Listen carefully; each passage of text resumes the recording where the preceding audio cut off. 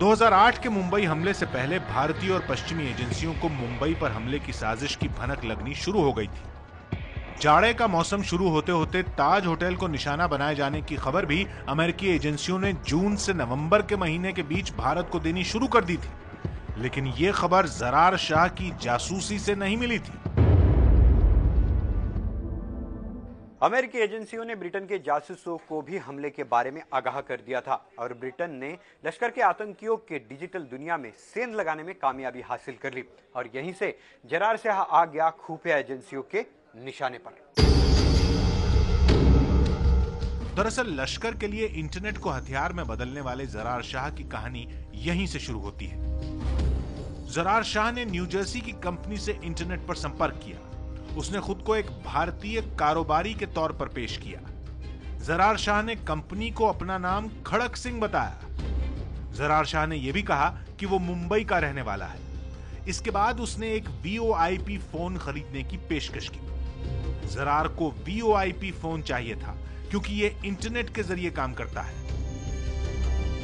जरार ने जो VoIP, जिसे आप आसान शब्दों में इंटरनेट फोन कह सकते हैं, इसलिए लिया था कि उसे पाकिस्तान के कंट्रोल रूम और मुंबई पर हमला करने वाले आतंकियों के बीच बातचीत करवानी थी। इस फोन का फायदा ये था कि पाकिस्तान और मुंबई के बीच होने वाली बातचीत खुफिया एजेंसियों को ऑस्ट्रिया और न्यू जर्सी के बीच होती दिखाई देती थी।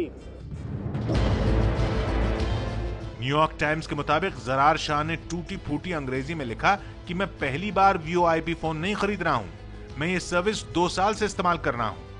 जरार शाह ने साल 2008 के सितंबर महीने से ही इंटरनेट फोन, इंटरनेट सिक्योरिटी और अपनी बातचीत को छिपाने के तरीके ढूंढने शुरू कर दिए थे।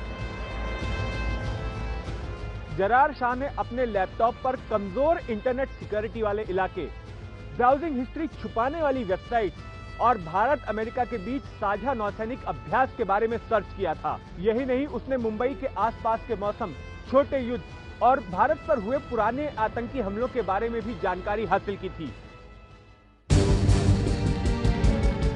मुंबई हमले में एकमात्र जीवित बचे आतंकी कसाब ने भी बताया था कि जरार शाह ने ही गूगल अर्थ पर उसे और उसके साथियों को मुंबई में हमले के ठिकानों का पता बताया था। जरार को खुद पर जरूरत से ज्यादा भरोसा था। शायद यही वजह थी कि उसने मुंबई के तयशुदा ठिकानों के अलावा पंजाब, कश्मीर, दिल्ली और अफगानिस्तान जैसी जगहों पर भी इंटरनेट पर सर्च किया था। जरूरत से ज्यादा भरोसा ही उसे 3 देशों की खुफिया एजेंसियों की निगाह में ले आया था। दरअसल आतंकी हमले को अंजाम देने के लिए जरूरी जानकारी जुटाने के बीच वो पोर्न देखने के लिए भी वक्त निकाल लेता था।